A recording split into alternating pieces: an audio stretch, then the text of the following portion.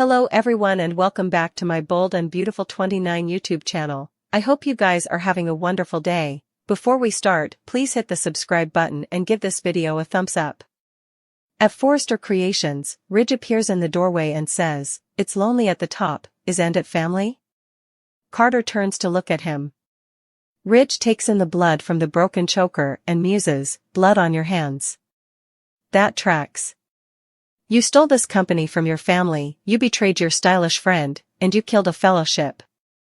Carter tells Ridge that if he's done, he'd like to celebrate. Ridge is confused. He looks at him and sees the man who stayed up with him night after night when they allowed.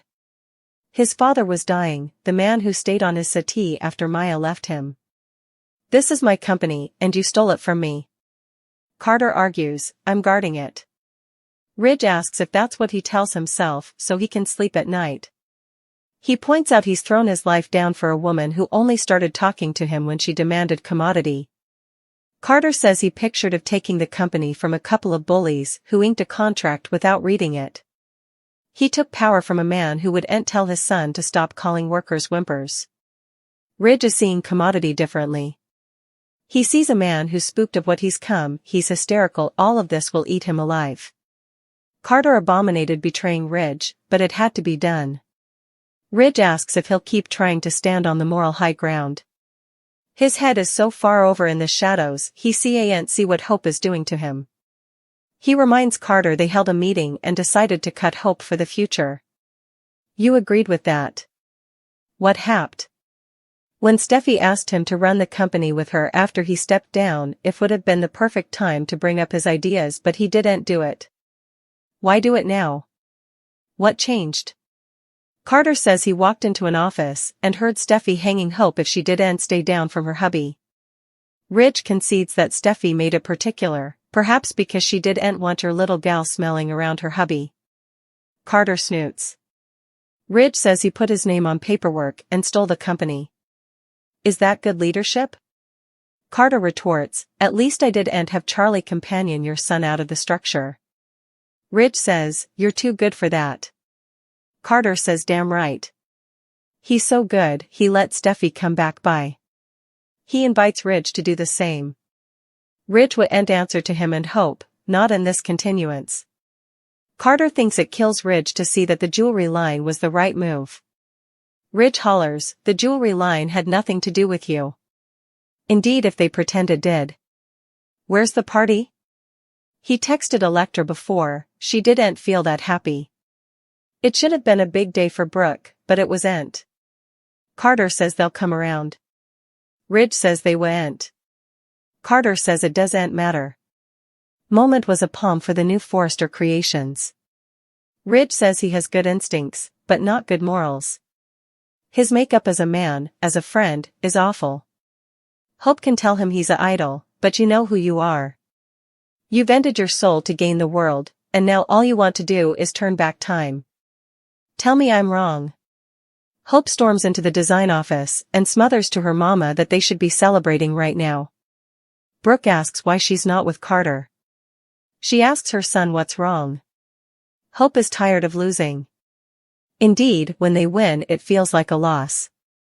Brooke asks, "What did you anticipate?" Hope harangues about all of them feeling bullied and getting called whimpers and sluts. Brooke agrees that Ridge and Steffi have made miscalculations, but that doesn't mean they should steal their company down. She asks again why she's not with Carter. Hope says he's beating himself up because he feels shamefaced. Hope says this proves Carter's vision for the company was the right bone. Brooke's sure he allowed. He'd be celebrating with Ridge, Eric, and Steffi. He feels shamefaced, honey. Forrester is their company. It belongs to them. Hope smothers about her mama defending them. Brooke says they're talking about Carter right now. He knows what he did was wrong. He destroyed his relationship with his stylish friend. Hope says Ridge has taken Carter for granted. Brooke argues that it goes deeper than she thinks. The Forresters have been like family and Ridge has been like a family. Hope scoffs that if that was true, they would have heeded to him and given him a seat at the table. He should be celebrating his accomplishments rather than allowing about throwing it all down. Brooke urges Hope to support him. Hope will do that indeed if it means guarding him from himself. Carter has a huge heart, and she wouldn't allow Ridge to take advantage of it. Hope informs her mama that they can't give in to Ridge and Steffi's demands. Brooke complains that she's turning this into some kind of war. Hope argues that it's been a war for times. She and Carter are trying to change the culture of Toxin and they're succeeding. They can't let guilt undermine the future they're trying to make. Brooke asks what kind of future it's when you can't indeed look at yourself in the glass. Carter is hurting. Hope says Carter is hurting because he's a good man and people take advantage of that. She'll make sure Ridge won't take advantage of his virtuousness. At the Forrester manse, Steffi declares that Forrester Creations is her heritage. And I'll get it back. Daphne still thinks Carter will do the right thing. Steffi says it'll be harder after his recent success. He's riding high right now. Zend comes by and says that wasn't the vibe in the room. The only person who was agitated was Hope. Steffi says the Logans are good at getting men to give them what they want. Zend likes Hope, but Commodity was so out with her moment. She couldn't read the room. Everyone was feeling equivocal, but she was calling for champagne. Steffi says, of course she did. Taylor asks about Brooke. Zend says she was just as torn as the rest of them and floundering with the changes at Forrester.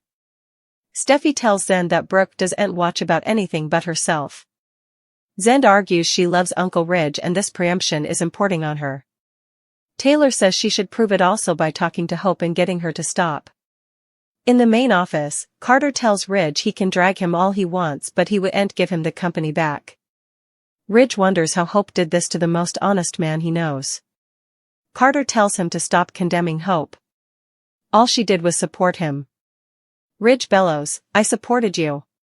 He made him sous of the company and promoted him constantly. He didn't like the idea of the luxury company. If he'd said yes to that, would they not be then right now?